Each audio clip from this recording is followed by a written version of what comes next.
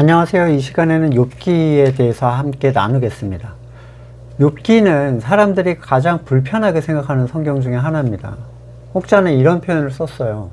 쥐에게 겁을 주기 위해서 사자가 필요한가? 잘못한 것이 없어 보이는 욥이라는 존재에게 찾아온 고난, 그것도 하나님께서 사탄에게 먼저 내 종 욥을 받느냐? 라는 질문으로 시작되는 이 욥의 고난은 사람의 입장에서 볼 때는 너무 억울하고 불쌍해서 봐줄 수가 없습니다. 사람들은 자신들이 혹시 하나님의 마음에 들까봐 내 종 누구를 받느냐 이렇게 하실까봐, 그래서 욥처럼 내 종 아무개를 시험해봐라 하실까봐 의도적으로 하나님의 마음에 잘 안 들려고 노력하는 사람들도 있었어요. 저도 그 중에 하나였는데, 욥과 친구들의 말싸움을 보면 이게 이렇게 길게 묘사할 일인가? 너무 길죠. 도대체 왜 이런 다툼을 서로 막 디스전을 하는데 이렇게 왜 길게 적어뒀는지도 아리송하고, 어떤 목사님은 이 싸움 내용은 빼버려야 된대요. 참 말도 안 되는 얘기를 편하게 하는 분들도 계세요. 우리의 눈으로 볼 때 욥의 회복은, 욥의 고난을 다 상쇄시키기에는 차라리 안 받고 마는 게 나을 것 같아요. 이미 부자였고 이미 잘 살고 있었고 뭐가 문제였는데요, 그죠? 심지어 더 충격적인 것은 하나님께서 이 일이 다 끝난 다음에 왜 이런 일이 발생하게 되었는지 욥에게 한마디도 설명을 안 해주셨다는 거예요. 심지어 욥이 나는 그걸 아는 게 소원이다 라고까지 얘기했는데, 자, 욥의 친구들과 욥의 대화의 핵심은 이렇습니다. 욥의 친구들은 이걸 주장해요. 고난당하는 자는 죄 때문에 당한다, 이거예요. 그러니까 넌 무조건 죄가 있는 거야, 이러는 거고, 욥은 나는 죄가 없는데 하나님이 나를 벌하신다, 이 얘기죠. 그게 이 40장 가까이 싸우는 내용이에요. 나는 무죄한데 하나님 나 벌하고 있어. 친구들은 너는 벌 받았다는 건 죄가 있다는 얘기야, 이 얘기예요. 여기 독특한 인물이 하나 나오는데 엘리후라는 존재입니다. 이 사람은 자기가 자기 입으로 하나님을 대변해서 얘기하겠다고 얘기를 합니다. 그리고 하나님은 나타나셨잖아요. 그럼 네가 뭔데 나를 대변한다고 그래 떼찌떼찌를 하는 게 아니라 한마디도 이 엘리후에 대해서 얘기를 안 하세요. 엘리후가 하는 말의 핵심은 뭐냐면, 욥의 말에 반박하지 못하는 친구들을 비판함과 동시에 욥도 비판을 하는 이 모두가기를 시전을 합니다. 요약은 34장에서 잘 드러내 주는데, 34장 5절, 욥 어른은 이렇게 주장하십니다. 나는 옳게 살았는데도 하나님은 나의 옳음을 옳게 여기지 않으신다.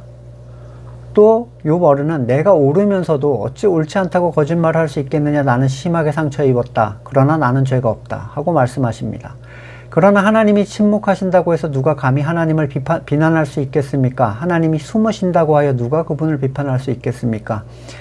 경건하지 못한 사람을 왕으로 삼아서 고집센 민족과 백성을 다스리게 하신들 누가 하나님께 항의할 수 있겠습니까? 분별력이 있는 사람이라면 내 말에 동의할 것입니다. 내 말을 들었으니 지혜가 있는 사람이면 욥 어른이 알지도 못하면서 말을 하고 기껏 한 말도 모두 뜻없는 말뿐이었다는 것을 알 수 있을 것입니다.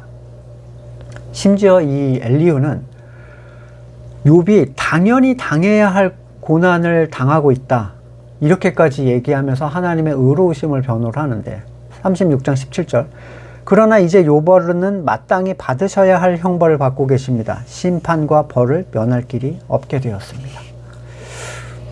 그리고 이 엘리후가 나타난 후에 마치 바톤을 잇듯이 하나님이 짠 나타나셔서 욥에게 무려 4장에 달하는 질문만을 던집니다.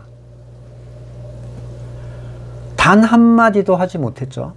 혹자는 하나님께서 전화번호부만 읽어주셨어도 욥은 똑같은 반응을 했을 것이다 얘기합니다. 귀로만 듣던 하나님의 임재가 그 눈앞에 나타난 거예요. 욥은 하나님의 임재 앞에서 자기의 모든 주장을 거둬들입니다. 그리고 잿더미에 앉아 회개하고 입을 막겠다 이렇게 얘기해요. 그런데 더 희한한 건 하나님은 마지막에 세 친구들에게 또 알 수 없는 얘기를 하세요. 42장 7절에 주님께서 욥에게 말씀을 마치신 다음에 대만 사람 엘리바스에게 이렇게 말씀하셨다. 내가 너와 네 두 친구에게 분노한 것은 너희가 나를 두고 말할 때 내 종 욥처럼 옳게 말하지 못하였기 때문이다. 이 얘기를 나중에 2번이나 하십니다. 아니, 욥이 바르게 얘기를 했다면 욥을 도대체 왜 꾸짖으시는 건지, 그가 틀린 게 없다면 왜 혼나야 하는지, 오히려 시험을 잘 이긴 것에 대해서 칭찬을 해주셨어야 되잖아요. 사람이 이 욥의 자리에 자기를 자꾸 대입을 해요. 그러면 욥기는 그냥 공포의 성경입니다. 나는 지은 죄가 없으나 벌을 받고 있다. 하나님도 인정하는, 그래 넌 지은 죄가 없는데 벌을 받고 있어, 이 주장을 하는 자리에 들어갈 수 있는 사람은 딱 하나밖에 없죠. 예수님, 예수 그리스도를 놓으면 그때부터는 욥기는 은혜가 됩니다. 엘리후는 예수님이 처했던 그 어려움과 답답함, 억울함, 이해할 수 없음, 말 그대로 인간이 되신, 100% 인간이 되신 예수님의 모습을 그대로 드러내주고 있어요. 예수님이 하나님의 뜻을 다 알고, 여러분 의중을 알면 견딜 수 있잖아요. 근데 의중을 알 수 없는 완전한 인간의 모습이었다는 거예요. 완전한 인간이 되신 예수님의 한마디의 비명이 뭐죠? 엘리 엘리 라마 사박다니, 어찌하여 나를 버리십니까? 저는 예전에 왜 저런 기도를 하지? 하나님이 다 하나님 품에 있다는 걸 아실 만한 분이 왜 저러는 거야? 이렇게 생각을 했어요. 근데 이 한마디의 문장이 이 욥의 푸념들이에요. 난 도대체 왜 이러는지 모르겠어. 근데 나는 지은 죄가 없어. 우리는 예수님이 마치 하나님처럼 모든 걸 다 알고 계시고, 그는 신의 아들이니까 우리가 생각하는 것처럼 고난이 동일하지 않을 거라고 생각합니다. 욥의 실제적인 고난은 사탄의 3번의 시험이 아니었어요. 오히려 하나님의 뜻을 알 수 없었던 그 무지가 더 그를 고통스럽게 합니다.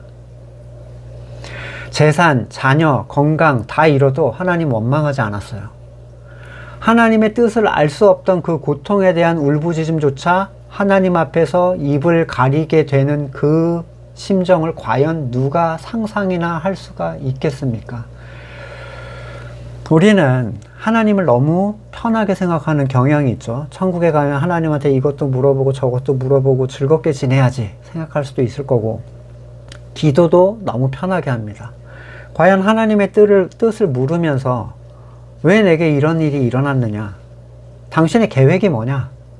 이렇게 묻는다는 것이 욥기 안에서 과연 어떤 의미가 될 것인가 보면 생각이 달라지실 거예요. 욥기는 실제 일어난 일이 아닙니다.